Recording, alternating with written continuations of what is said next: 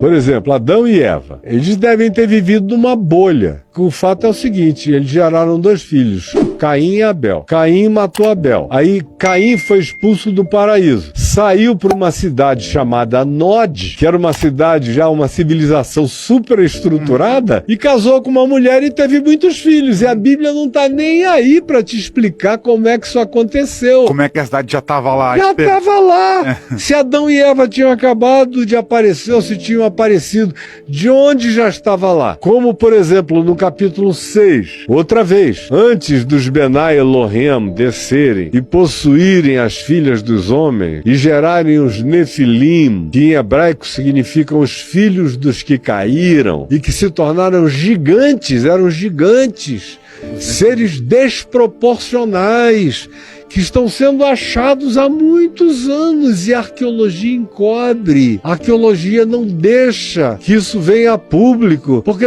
dá um trabalho danado reescrever a história humana inteira. Esse pessoal é preguiçoso, é conservador, é ortodoxo. Eles sentam em cima dos grandes achados arqueológicos, só que chegou uma hora em que não vai ser mais possível. E essa hora chegou. Todos os mitos dos povos contam a mesma história, só que a antropologia do século XX, na presunção positivista, racionalista do século XX e do século XIX, dizem, não, isso é só mito da ignorância desses povos. Eles inventaram, agora, não se comunicaram e inventaram tudo, coisas absolutamente iguais, sem Pangeia, já separados por oceanos intransponíveis, contaram as mesmas histórias, idênticas. E diz lá o texto de Gênesis, ora, naquele tempo havia gigantes na terra. E também depois que os filhos de Deus possuíram as filhas dos homens e com elas geraram os nefilins, que eram os gigantes. O texto de Gênesis diz que eles corromperam toda a criatura que rastejava sobre a face da terra, fizeram todos os experimentos possíveis na terra, no mar, onde quer que eles tenham encontrado criaturas vivas, eles as desconfiguraram. Aí é onde o livro de Enoque, que devia estar na nossa Bíblia, mas não está, foi uma decisão lá do imperador Constantino deixar de fora, mas está na Bíblia dos etíopes.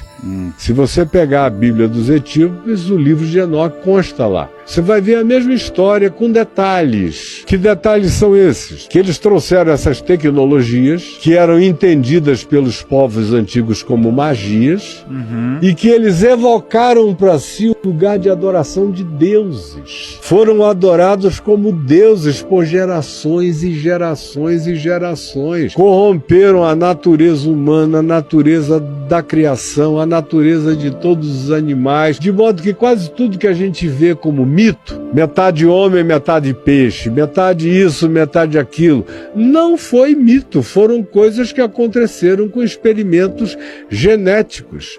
Você vê, por exemplo, Flávio Joséfos, que é o grande escritor judeu, que ganhou esse nome depois para criar uma adaptação romana para sobreviver entre os romanos e que reescreveu toda a história judaica do Gênesis para frente, até depois da queda de Jerusalém e mais um pouco. Ele diz aos gregos, ele diz, vocês gregos, todo o panteão de vocês foi verdade, não foram mitos. E ele diz, são os seres descritos em Gênesis, no capítulo 6, da fusão dos Benai Elohim com as filhas dos homens.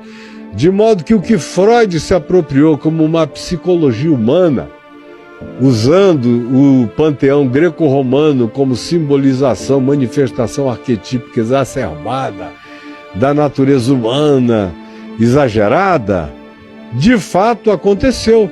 Se você quiser entender a psicologia desses seres pré-diluvianos, que decorreram dessa miscigenação de entes celestiais com as filhas dos homens e com a corrupção do gênero humano, em razão da qual veio o dilúvio, que foi o resetting. O dilúvio está explicitamente dito, que não tinha mais saída. Se a humanidade, ou o que tinha restado da humanidade, continuasse daquele jeito, tinha acabado tudo há muito tempo atrás. O dilúvio foi um resetting, para ver se a gente rehumanizava o planeta e recomeçava de novo.